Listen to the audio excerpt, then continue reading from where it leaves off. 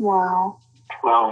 Wow, this is some really deep stuff. I don't know what just happened, but something happened inside of me. Something snapped, something. I wasn't expecting that either. Sorry. It's okay. It's all right. It's beautiful.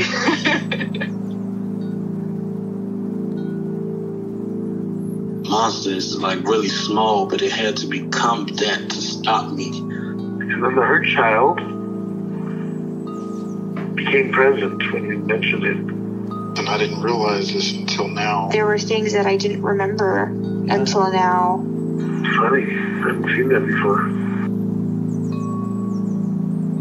It feels like I'm the monster. I'm kind of seeing images of things.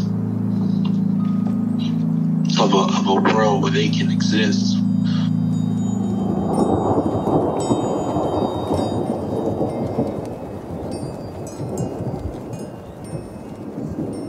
This clarity brings all kinds of answers. It's clear. She hugged me and then went back to her place, I guess, in my heart. Oh, it wants to come out.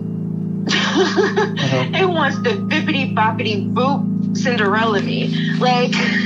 She's melted into my chest. It's ooey gooey. All week been finishing things, cleaning up more, started eating vegetables again last week. And it kind of just started happening. It's almost like I just finished going through a meditation session. I feel light. When you hit that first joint, in the morning, and I actually feel a lot more awake.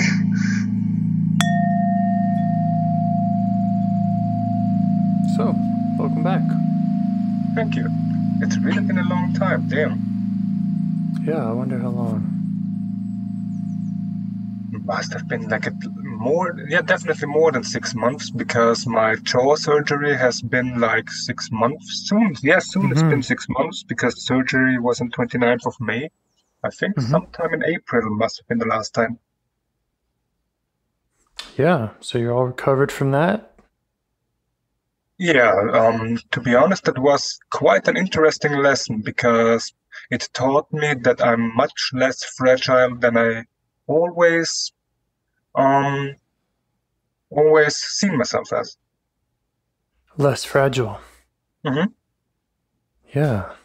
Because in one part, I've always seen myself as incredibly fragile, really easy to break. Yeah. That sounds like a nice insight. Oh yeah, that's for sure. It also what was interesting about that was that it also during the healing process brought me a lot more into my body and into the here and now. So for the first time, I suddenly felt things that people always state as the obvious, but until you feel it, are not obvious. For example, the stereotypical thing of people only thinking of themselves, not really giving a shit about you, when you're out and about, for example. For the first time during the healing process, I actually noticed that. And everyone being about themselves and not really giving a shit if you look like a hobo on the street or something. Is that because you looked different with your jaw messed up? Is that what was? No, it was during. I was at a. It was a drugstore, and a busy sales girl was walking past by me just as I was about to approach her, and then I noticed for the first time she didn't really care that I was about to approach her, and I instantly also felt that this wasn't about me, because prior to that I always took stuff like that personally. Right, yeah. Yeah, interesting. All right, so does that feel like it's something that sticks with you, or does it still kind of come and go? This hasn't really been part of my life in the last month, so um, so currently it's not really a topic. So I can't really tell if this is something that that sticks. Yeah. Okay. Cool. Well, you'd mentioned some ultra slow IFS today. So are you still Exactly, yeah. That? That sounds amazing. Okay. Yeah, I'm a big fan of going ultra slow. You know, makes my job easier. So that's probably true. Is there anything that we should do differently, or some strategy we should employ to stay mindful of that? Any requests of me? I guess the only thing that good question. Because for me, I also noticed that outside of IFS now more with other things, like for example, I somewhat regularly go to a craniosacral therapist, and with her, I also noticed by now that when there's emotions coming up that parts in me don't want to feel, that other parts kick in to distract me from that, or if they don't manage to distract me, to just like push me through really quickly, so I don't spend too much time with that emotion. Yeah. They just keep you moving, huh? Exactly, yeah. And so because of that, I'm thinking, like, if it seems to you that I'm going quickly, just like to nudge me to like stay with it. Okay. I might say something like, seems like you're going quickly. How do you feel about staying with the thing we were just talking about? Brilliant. Great, I can do that. Cool. Would you like to get started? Should we start with a minute of meditation? Excellent. Let's do that. Okay, I'll set a timer.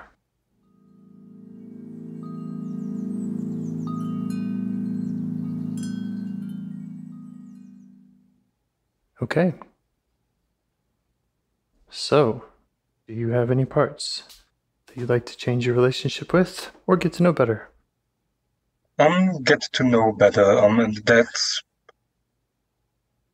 I don't know if it's rage, if it's anger, if it's hate, but in general, all this, let's sum it up as aggression, because not being able to cognitively access it that well yet, I can't really go much more specific than say the whole group of aggression.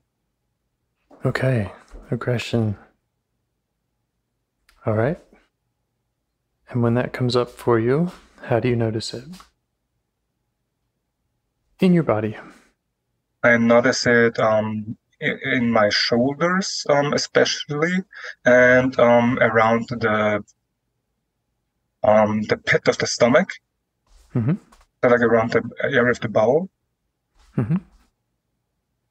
and also at the heart, like I'm pushing out of the heart, more like towards the throat. Also, I notice now that my throat is constrained.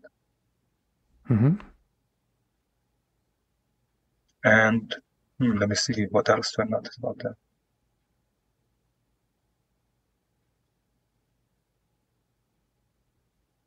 I noticed that I feel it more, I feel it more in the right shoulder than in the left shoulder. Okay. I don't know if that further information is relevant, but because of this craniosacral therapy and also because of doing Qigong, I have luckily the skill by now that when I can release fascia to have the energy of the emotion to flow through, let's say, parts of the body. So, for example, when I notice that this anger is in my right shoulder, and I can manage to release the fascia when I'm that aware, then my shoulder starts to move without any intention of mine, just does it automatically, like circling or whatever. Okay. So when you name all those parts or all those sensations, does it feel to you like they are all associated with aggression, or did it feel like some other parts were causing some other of those sensations? That's a brilliant question. Because I know for me,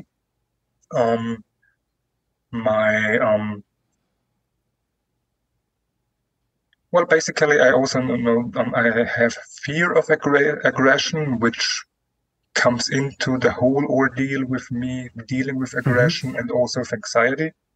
Up until recently, I just couldn't admit to myself that I'm an incredibly anxious person, which basically is like the opposite side of the not being able to access aggression.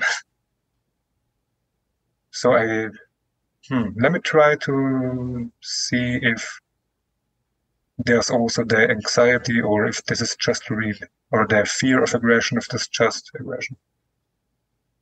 No, there's also definitely fear of feeling the aggression. Yes. All right. So how would you feel about starting with the feel of fearing the aggression? Brilliant. Now I also notice that this fear is located on the left side of the body.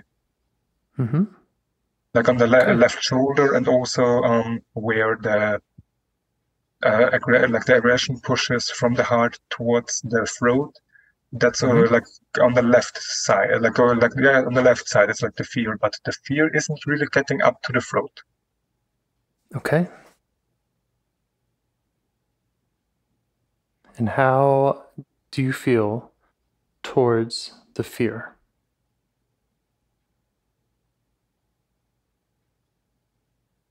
In one part, I really hate it. Yes. In other part, I'm super accepting and understanding though. But yeah, in like the first part that voiced itself was, I really hate it.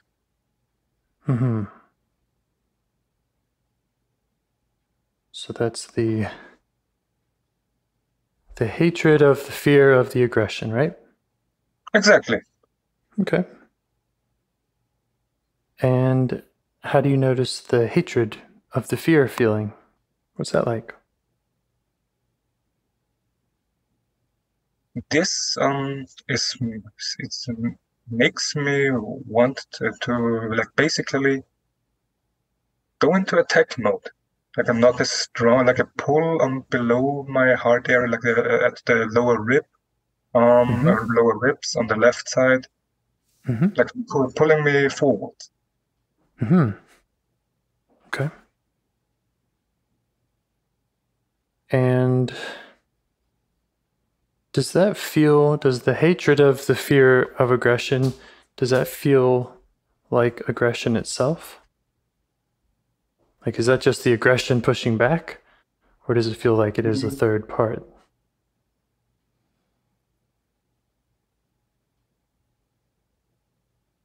I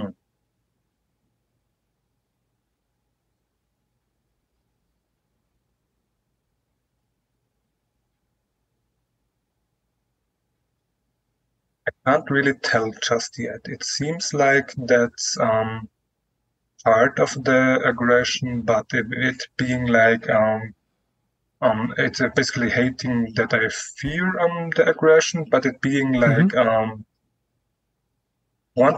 basically the want or the need to be used, like the need of the aggression to be used. More like it hates the fear because it doesn't want to be feared.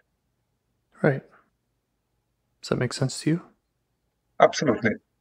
Me too. Okay, so let that part know that it makes sense to you. The one who hates the fear.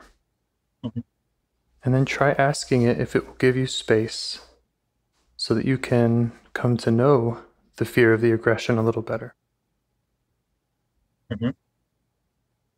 Just see how it responds.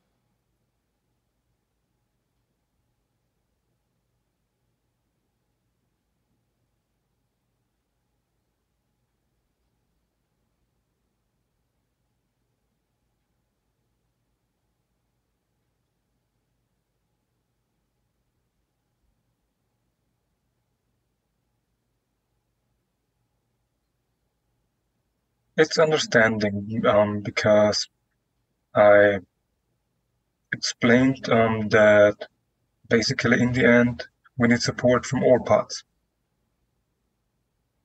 Okay. And it was understanding? Exactly. So that it was understanding, and it was understanding, and it made space.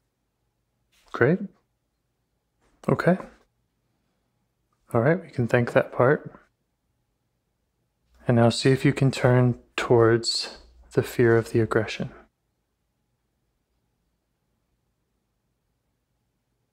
See what else you notice or what else comes up for you.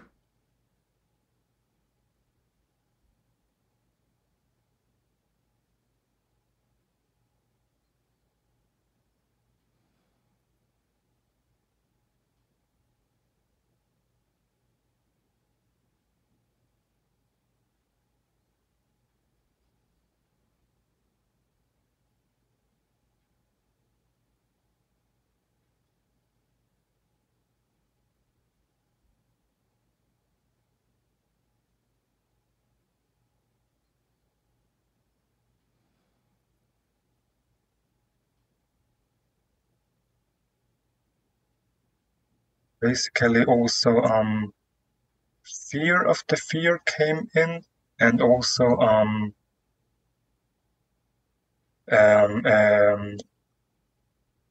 what's the word I'm looking for? And neutral, basically aware part came in. I had a perfect title for it in the Discord channel of the podcast and on the Discord server of the podcast. Basically, this part representing Carl Gustav Jung. Representing what? Representing or being represented by the figure of Carl Gustav Jung, the Swiss psychologist. Oh, yes, Carl Jung.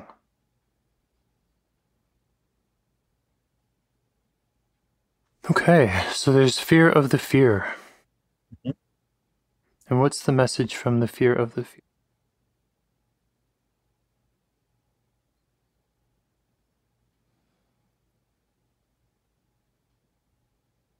Basically overwhelmed that I'm not able to handle my true self.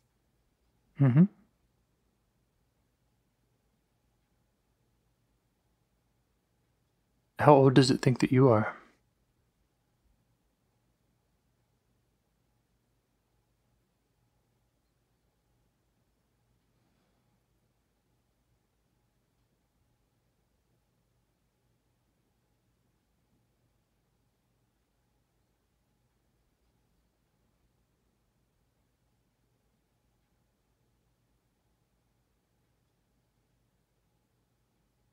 I don't really get an answer for that from it, but it is stuck in way back, and I also feel the physical sensation of the energy being really from way back, being really young. Yeah. Basically being stuck in time, basically. Yeah. Okay. So update it with your real age.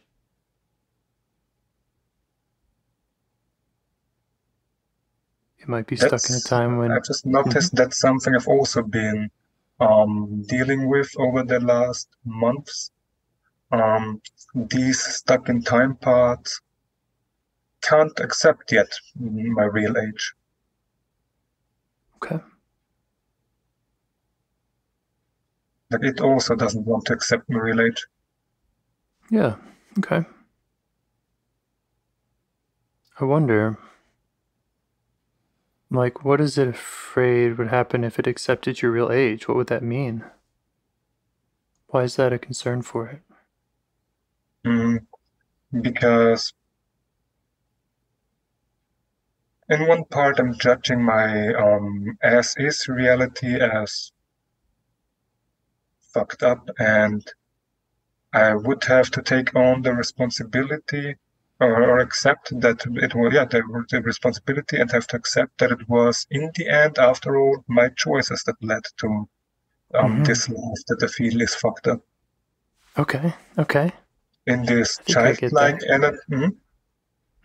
Go ahead. In these childlike energies, childlike, of course, I don't really have to accept responsibilities. So, Yeah. just that. Yeah. So the first thing it said was about thinking that you're not able to handle your true self, and then we're also seeing that kind of just doesn't want to accept choices you've made or take responsibility. Does that all make sense to you? It does, yeah.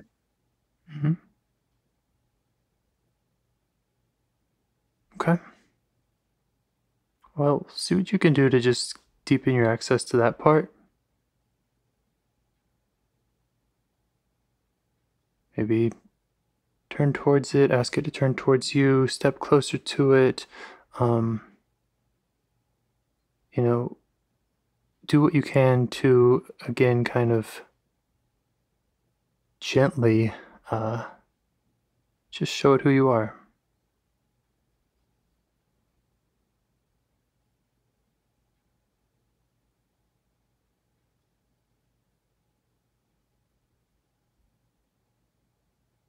If that feels all right.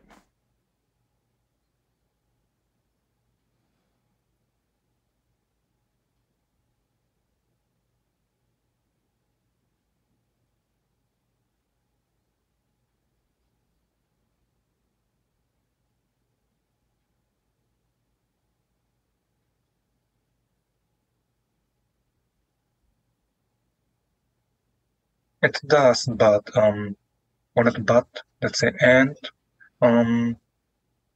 these childlike parts are also, or child parts are also really tired of everything, basically. Yeah. And they don't want to let's say, because over the course of, I don't know, the last 10 years, I've always been framing whenever I started a bigger change, I've always been framing it as a restart. And after all, in the end, you can't really, let's say, restart as in like in a video game when you start completely from zero. And you can't really start completely from zero. So they don't want, let's say, another framed restart.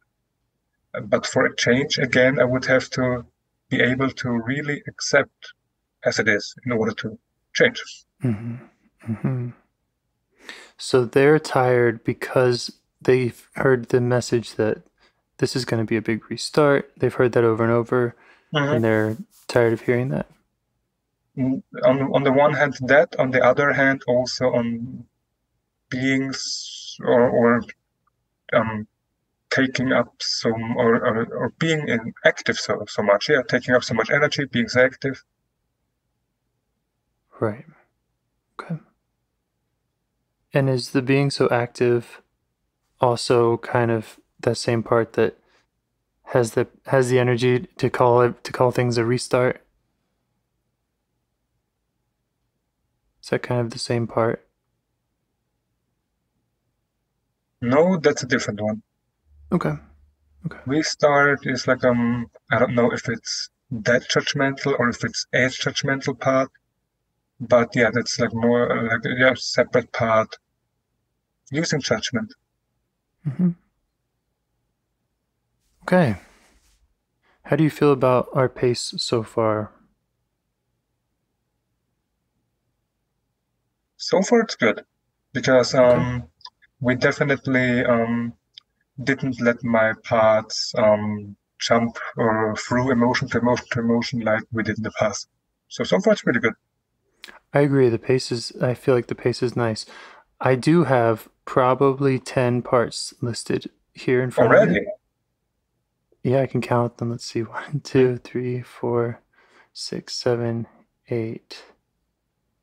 Yeah, I have more than 10 that I've listed so far, which is fine. And I can try to keep just following my own intuition about where to go. But if any of them at any point feel like, if I feel like I'm taking you off track, or if something feels like that's the one to go to, we can just go there, okay?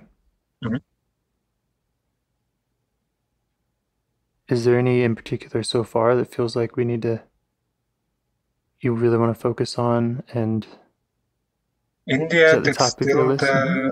in the end, it's still the aggression, because Okay. I noticed, or I noticed before, that is, it's so interlinked with, I don't know if all issues, but so many issues, or so many things that I perceive to be issues. All right.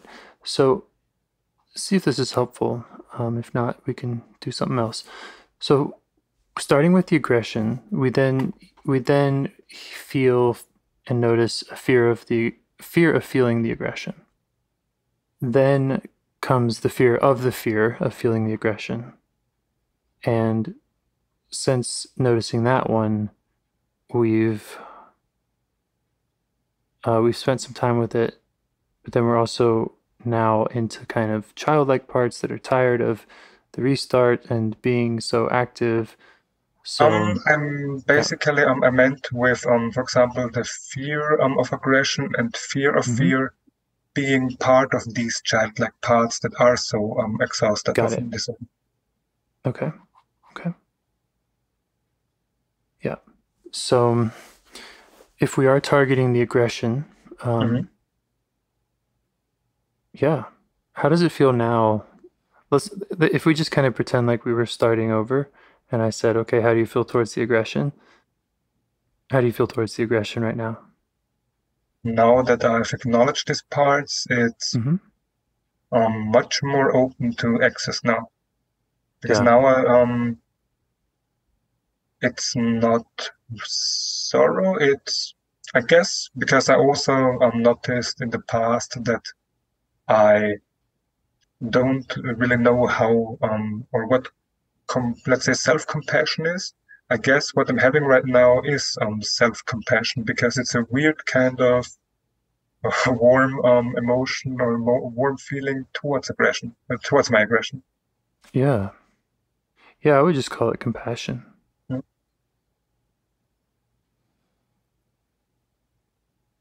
don't know. So a lot of those phrases that start with self, I kind of trip up on now that I'm in IFS world, because self-love, self-compassion, self-care, and it's kind of like, well, self is the one that does those things. But yeah, I get it. Okay, so you're feeling some compassion for the aggression, and the fear of feeling the aggression is relaxed some. Exactly, it's relaxed. It's not gone, for example, but it's relaxed. Yeah, and I just want to let it know that when I think about going to meet with the aggression, my goal isn't really to have you simply feel the aggression.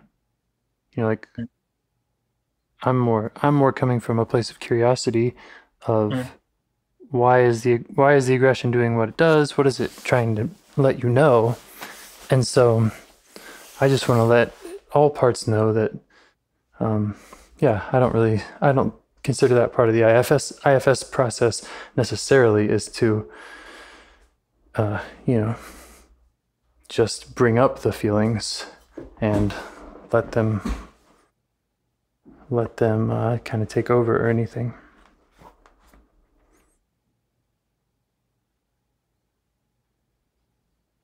And that could also be a message that you send to the aggression. You might let it know that, and it probably already does know, that other parts are worried about it coming on too strong. Yeah, that's true.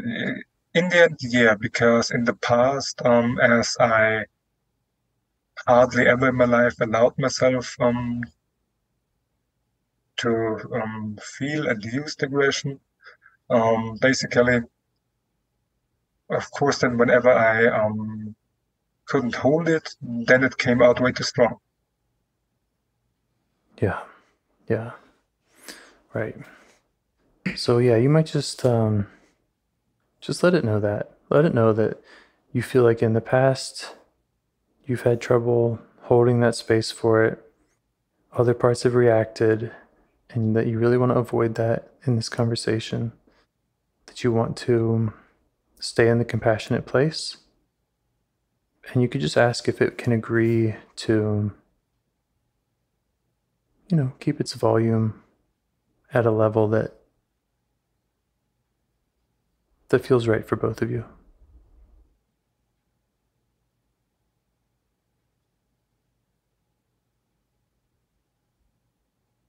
Does it respond at all to that? That's a good plan. Yeah? And is that coming from the aggressive part? Does it feel like it's a good plan? Yep. Okay. So, what does the aggressive part want you to know about itself? Basically, a completely recent, not even, well, yeah, it's recent, but it's incredibly recent topic, because as I quit my job, my boss today offered me offered me a deal that, looking at it without any emotions, is actually not a bad deal, but the biggest pain points as to why I finally then left the job still remain, and agreeing to the deal would not be a sign of self-respect, and I would finally have to allow myself that while I love my boss as a person, I absolutely hate working with him. Mm-hmm. Okay. So, Like, to if allow it's all right myself with you, I hate. yeah, if it's all right with you, I'd like to stay here and kind of just pause on that. Mhm. Okay. And Basically, sorry, I'll let you finish. yeah, Sorry. thank you. So my question is that response coming from the aggressive part? And I'll tell you why I'm asking, because it sounded like a story, and it even ended with a laugh, and it had a kind of, it sounded kind of like I didn't hear aggression in your voice, and that's fine. It doesn't mean, it doesn't mean you're doing it wrong or it didn't come from that part or you're not speaking from it. But I'm just curious if that is how the aggressive part feels, or what it wants you to know. Well, it wants me to was know reflected that, in that story that started with, basically, my boss offered me a deal and it's not a bad deal, but yeah. Basically it wants me to know that I should or can, I should. It wants me to allow myself to hate my boss, like to not keep on denying that. Yeah. Yeah. Okay. Yeah, that sounds to me a little more of a direct message from that part. What do you think? Does that sound like you're getting a clear message from it? Absolutely. Yeah. Okay. That again is scary for the other parts, but yeah. All right. Yeah, good noticing. So maybe you can turn towards those other parts. Just let them know that you see them, you feel them. And that this is just a conversation. When the angry part says, allow myself to hate my boss, to me, that's just a point of data. That's just what it's feeling and what it's wanting.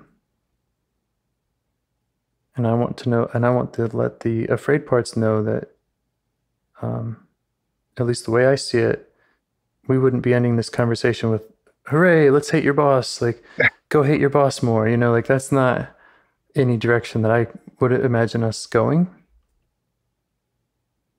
So it's more of just a gathering data, learning about this part, and allowing that this part wants to hate your boss and wants to see more of that allowed in the system.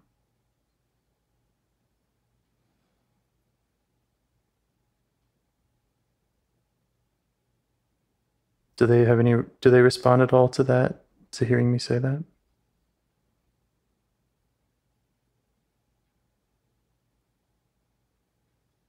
They do. Mm-hmm. Not much, but they do. So it's a starting point. Yeah. Will they allow us to continue learning about this aggressive part and what it's thinking and what it's feeling?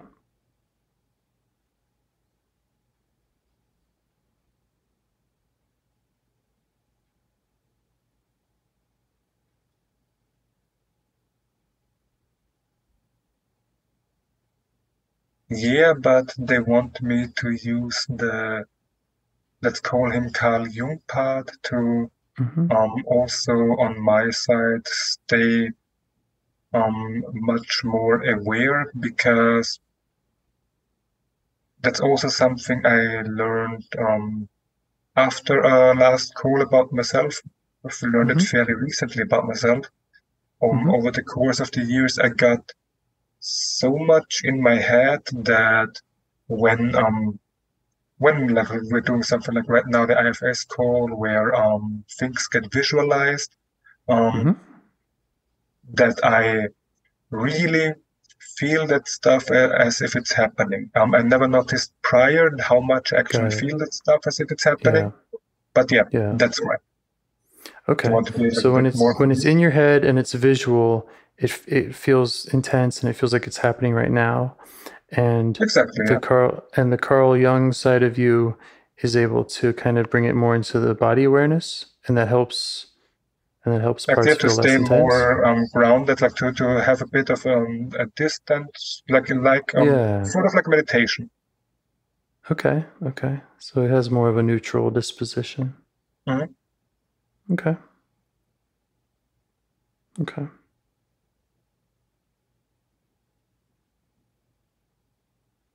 I wonder about that Carl Jung part.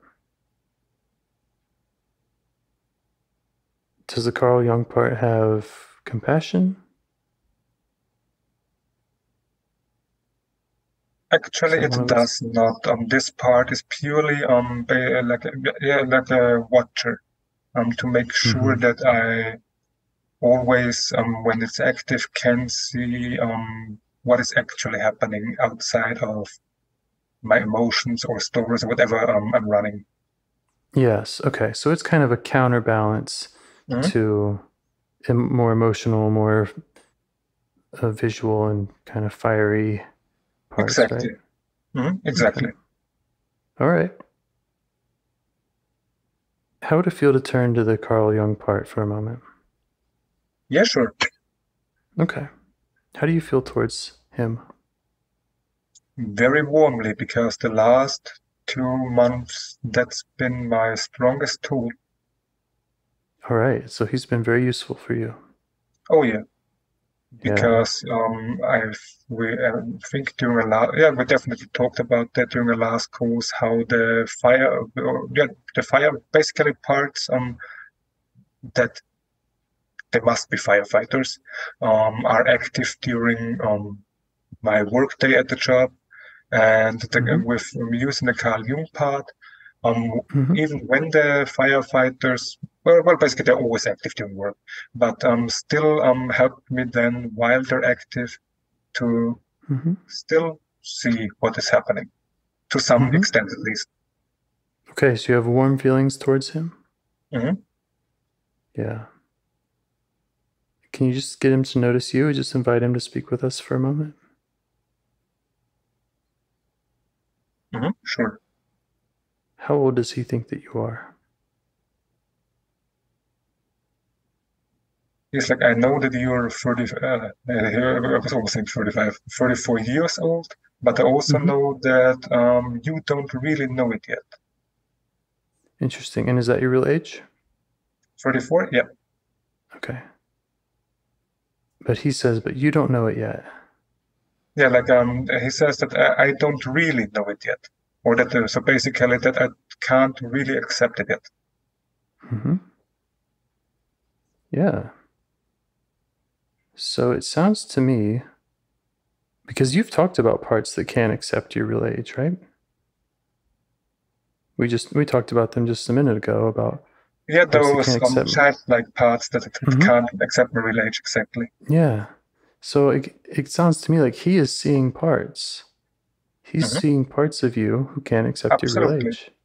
Great. That's true. Okay, let's let him know that and just see if he recognizes that we are in agreement, that you have parts that cannot accept your real age or that don't want to. You could thank him for his awareness. He appreciates that we appreciate it. Yeah.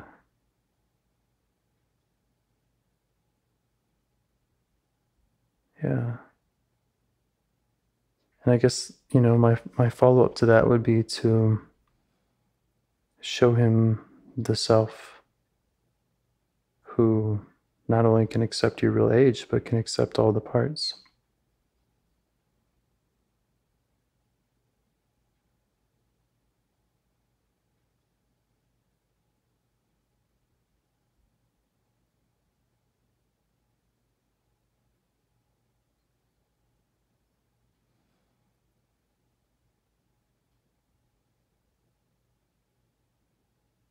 The one who feels warm towards other parts and curious towards other parts.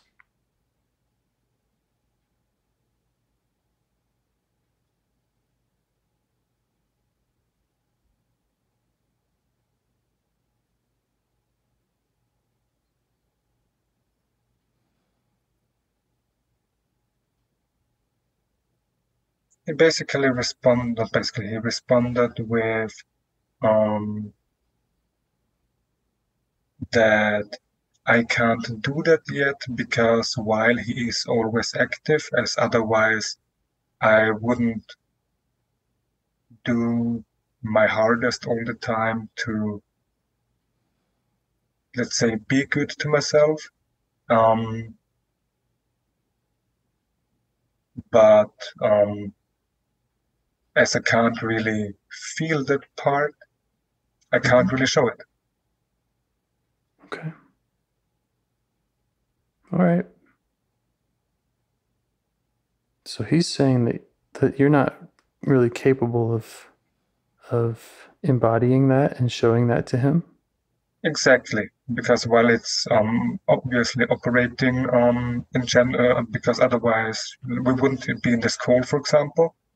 I can't consciously operate it, so that's why I can't really show it.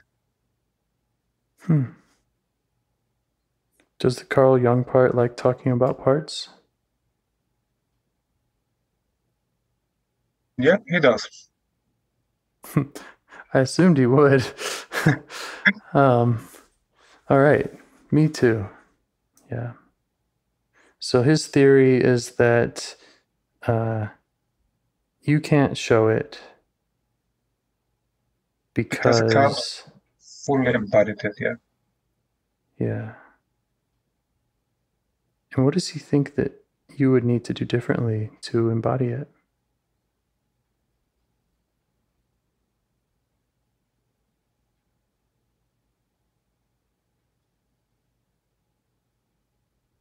Basically, like a puzzle, keep and flicking myself together, as in, for example, allow myself the aggression.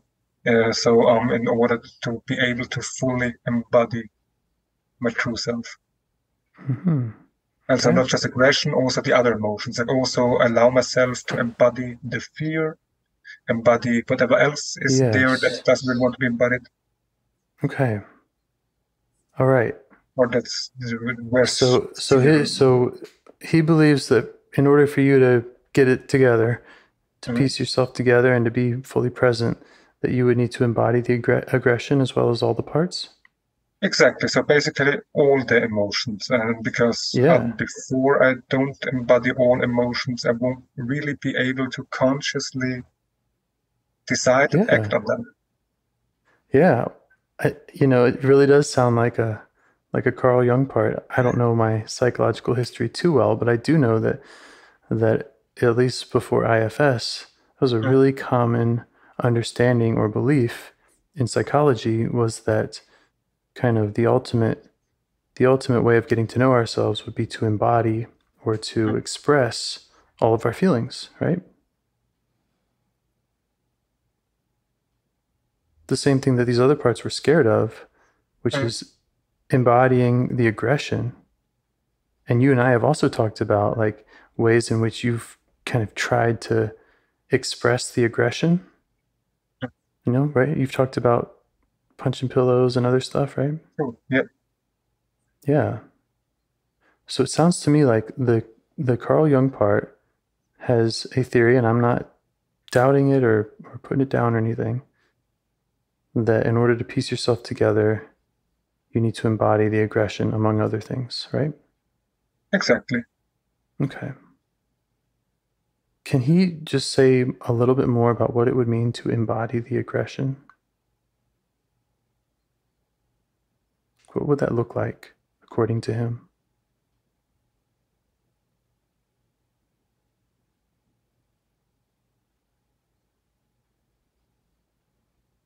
Basically, for example, with aggression,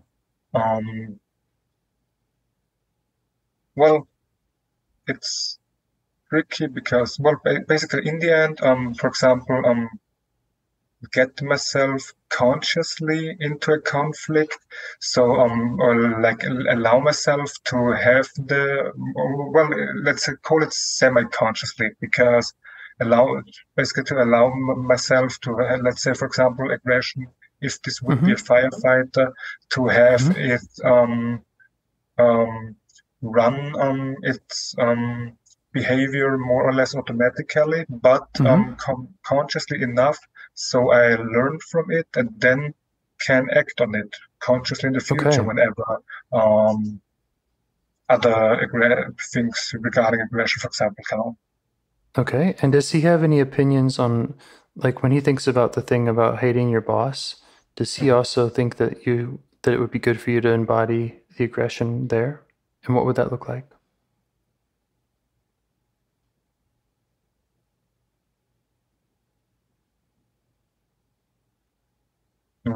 As it's a step-by-step process, it would be a slower or smaller approach. Like, for example, when I reject the deal to my boss, to flat out say that while as much as I love him as a person, on the other hand, I just hate so much working with him, and so I just can't accept it.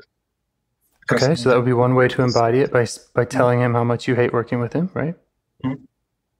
Is there more that the Carl Jung part thinks would be a good approach to embody your aggression? On this specific situation, no. But also another thing, because with, let's say, in my current life, aggression and anxiety going hand in hand, it has the opinion that in order to embody anxiety more, as in allow myself to feel anxiety, because it's more like it's because to use basically to use fear as a driving force, as in actually listen to what the fear has to tell me before this gets into freezing anxiety, and then act on that one way or the other. Yes. Okay. I'm getting more and more clear, and I appreciate your patience in his. Because I am hearing what sounds different to me, two different kind of pieces of advice from him. One is to embody something, and the other is to listen to something. And when I think about at least my approach and the IFS approach, it's all about listening. It's all about listening. That's true. That's to me, that's what self-leadership is. It's I'm really tuned in. I'm really listening to my parts. But I hardly ever use the word embody, to embody a part, because, like in the case with aggression, you know, I think you're right.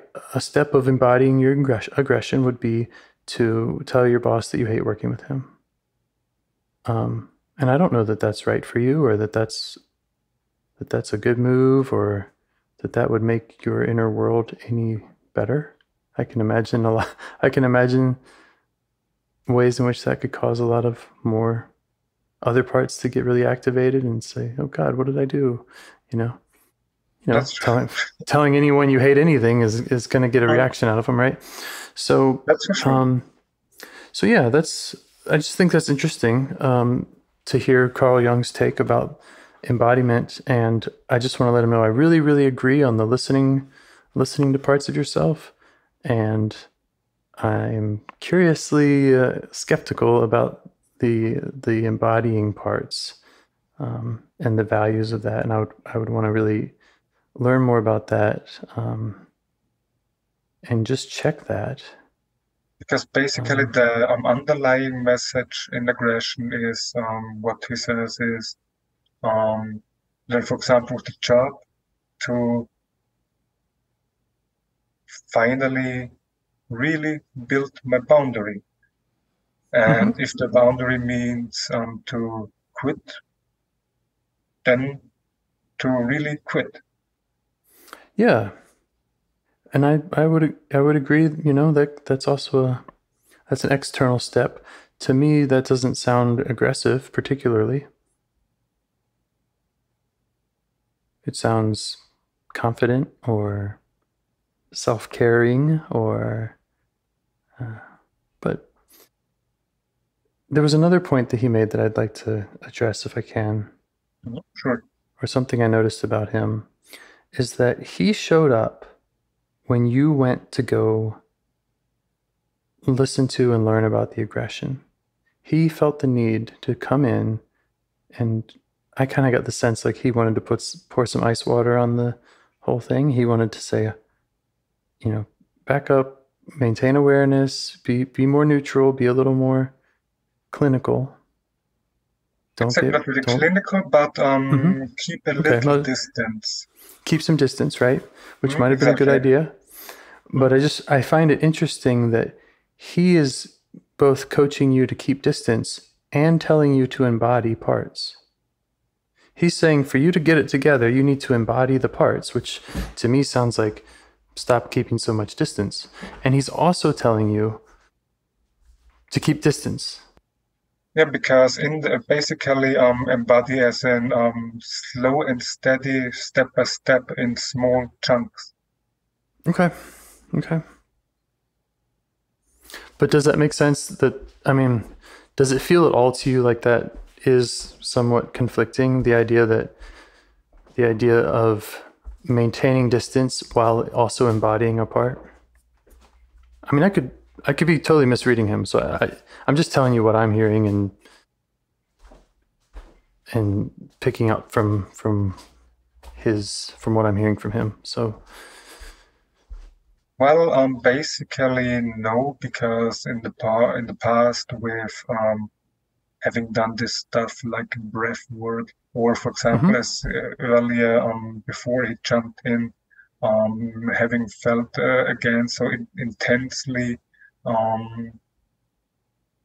Was it aggression or was it the fear of aggression? Whether felt so intensely before he came in, but yeah, basically because in the end, this throwing myself so intensely into any modality I tried over the last 2 years or 3 years by now, that's not been helpful for you. Skills, but it wasn't that helpful. Like actually, yeah. So you have a part that throws you in intensely, right? You have an intensity part, right? True. Okay. Yeah, because I have a massive intensity with so many things. Yes, as do I. So, and I think that's really great that you noticed that, and we want to avoid throwing ourselves too intensely to anything, right? So, and the Carl Jung part might be a really good balance for that. I totally agree. And when I was questioning anything that he was saying, I didn't mean it to sound like his ideas are bad ideas or that they haven't served you. And normally I'm not so pushing back on a part, but I figured it's Carl Jung. He could probably handle, That's for sure. Yeah. A little, ribbing or challenging of his theories. So I guess I would, my goal is to get you to notice parts and parts to notice you. And if he thinks that you can't accept your real age, well, he's not actually looking at self, he's looking at parts. And if he thinks that you are an intensity junkie and that you jump in and go too hard, he's not looking at you, he's looking at parts. And so what what was that? I was saying that's a very good point. Yeah. And so that's kind of what I'm getting at is helping him see you and helping you see him and really kind of negotiating with who should be leading here. That comes then back again to basically the fear of fear with, I don't know exactly how, but basically with being afraid of being my true self. Mm-hmm. Yeah. Okay. Yes. I wonder if the parts that are afraid of being your true self are kind of like the Carl Jung part, who think that your true self is something that it isn't. Like, maybe they're afraid of you being some other part that they've seen. Kind of like the Carl Jung part is afraid of you being too intense, which is a part. You know what I mean? Just a hypothesis. Because at least in my paradigm and in the IFS paradigm, self is kind of perfect. I mean, to put it bluntly, self kind of can do no wrong. And so when there are parts that are afraid of anything, then almost by definition we can say, well, it must be some other parts involved, because if they really knew self, then what they would be seeing is compassion and curiosity and clarity and connection, confidence, and a few others. Mm.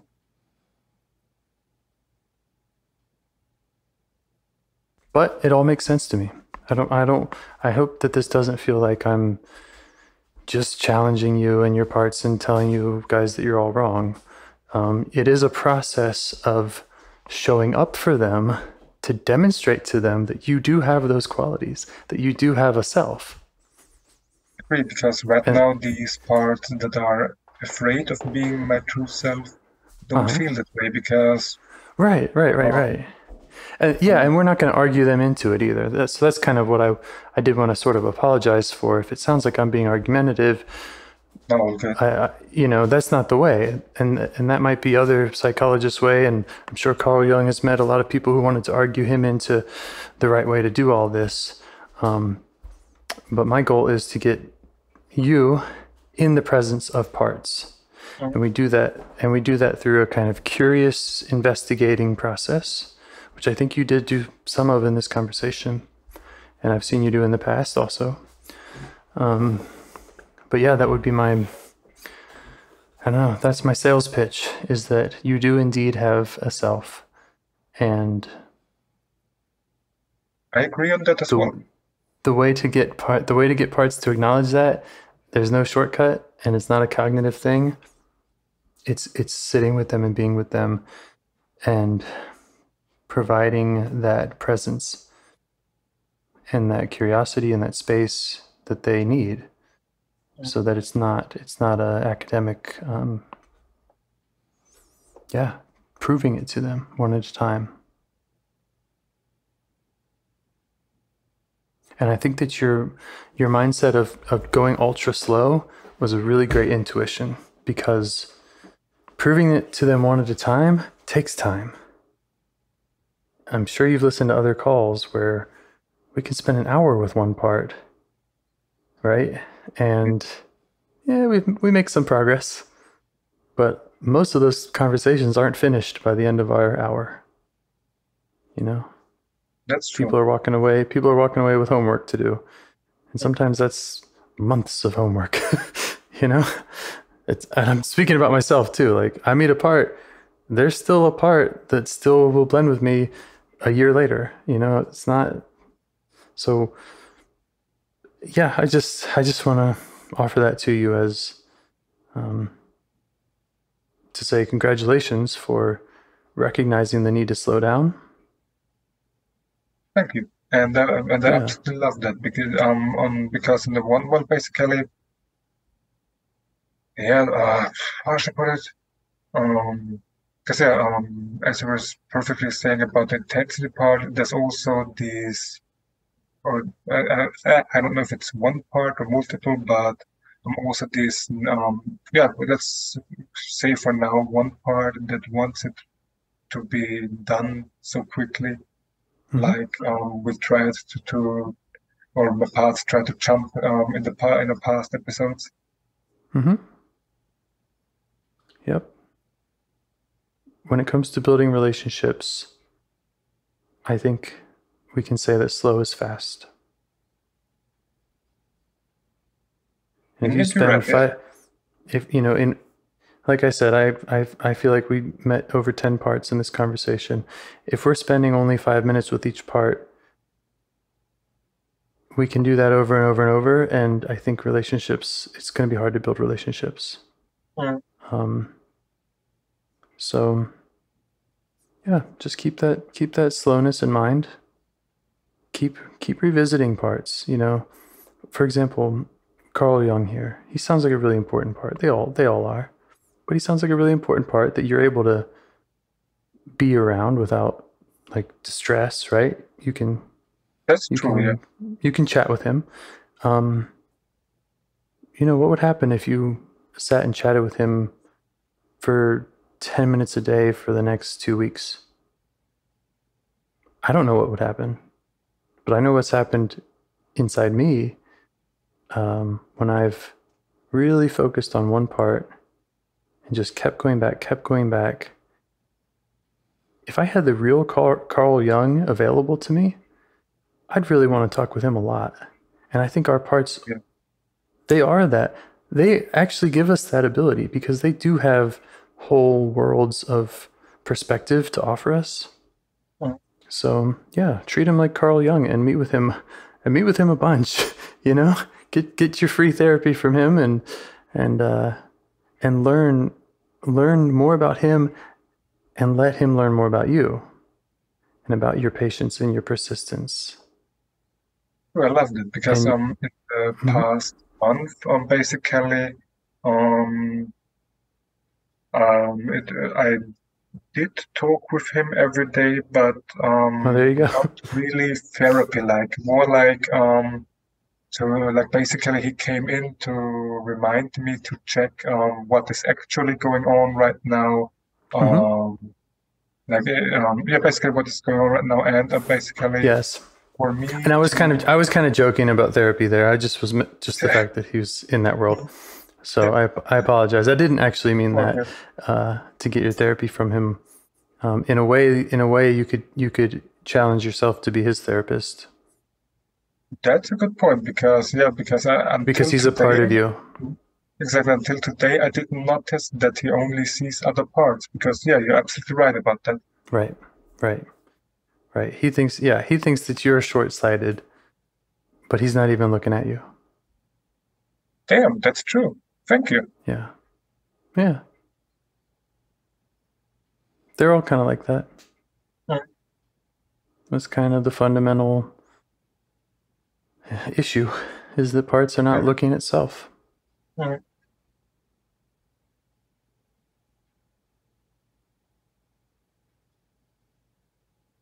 But this makes me once again much more confident that I'll get there. I'm quite confident you'll get there. I think that you are. I think, you are getting there. We're all getting there. Every time we do this, we're getting there. Would it feel all right if we just spent another minute hopping back to that aggressive part since we got kind of interrupted by Carl Jung? Yeah, sure. Yeah, okay. It had said that it wanted you to allow yourself to hate your boss. Mhm. Does it make sense to you why that part would say that?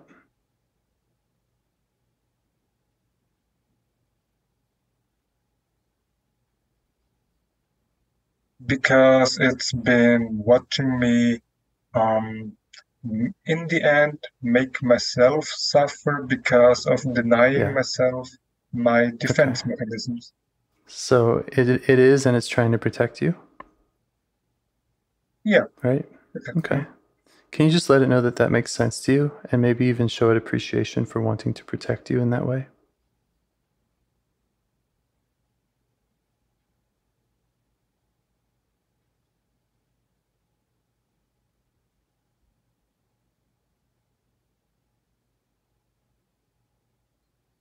It's grateful for the appreciation. Nice.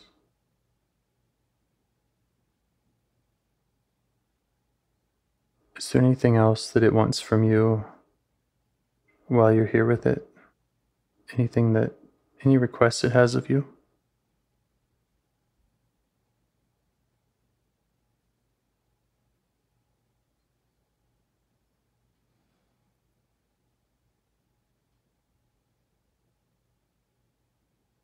Basically, to just keep going slowly and steadily, to slowly and steadily allow myself to more to be my real self, because as you said, slow is fast. Yes. Yeah. And can you check back in with the parts that were afraid of the aggressive part? And I would consider Carl Jung to also be one of those parts. It seemed like he had some fear about you getting kind of wrapped up in that. And just show them that you can listen to an aggressive part. You can listen to it without it taking you over. You can appreciate it. And they don't have to, but you can.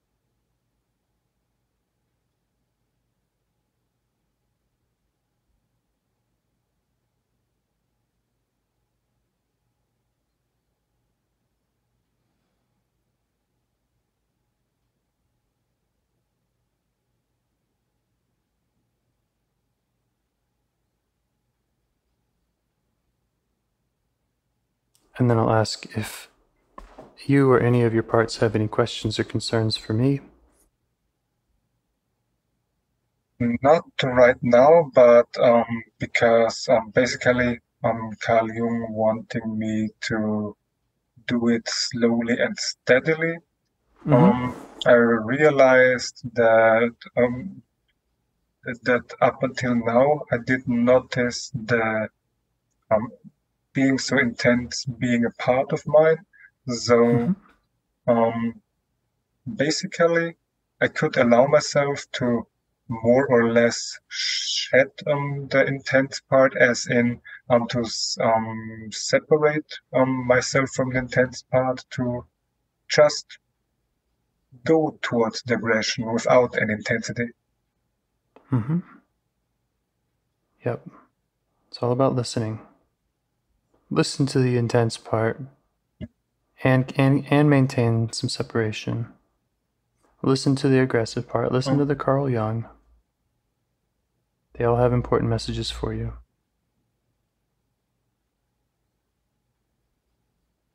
And sometimes, if you feel the need to embody one of them, you can invite it to embody.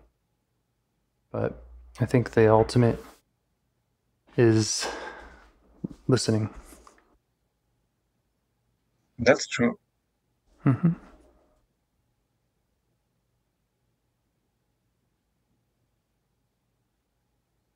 Okay. Just feel like an all right place to stop.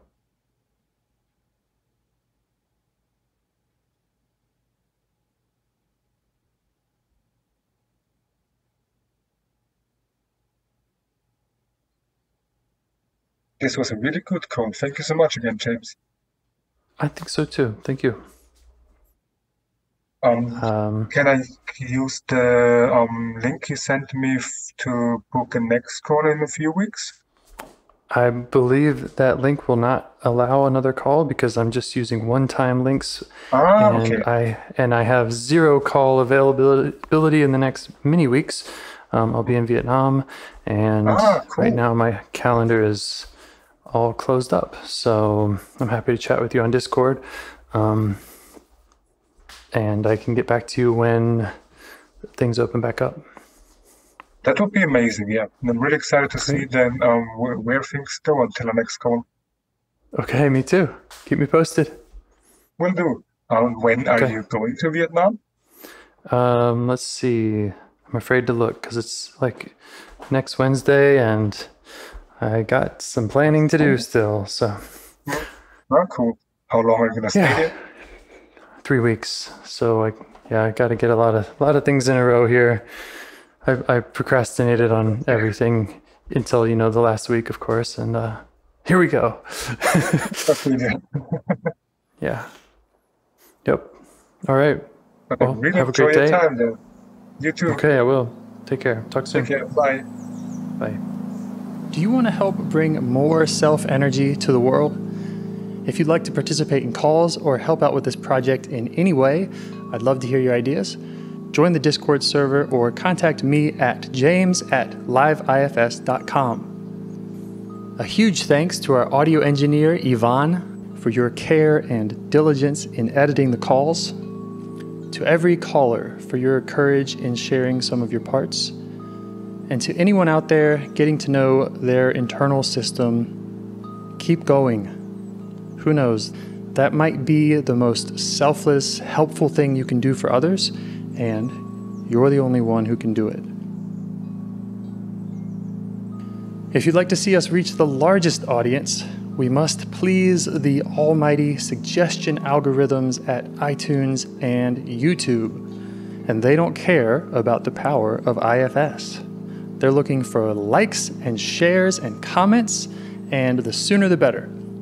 Follow the links in the show notes right here in your podcast player to make your wishes known. And now, a minute of meditation. Or if you prefer, pull over.